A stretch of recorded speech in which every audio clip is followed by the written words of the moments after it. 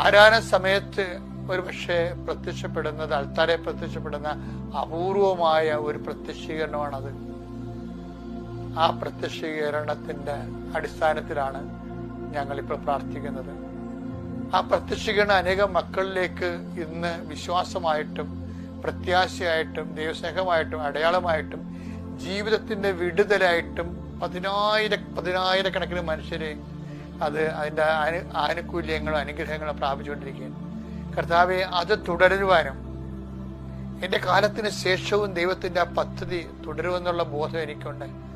പക്ഷെ അതേസമയം തന്നെ ദൈവം ആഗ്രഹിക്കുന്ന പോലെ വളരുവാനും ദൈവികമായ തിരുമനസ് നിറവേറുവാനും സഭയെ അങ്ങ് ഒരുക്കണമെന്ന് പ്രാർത്ഥിക്കുന്നു.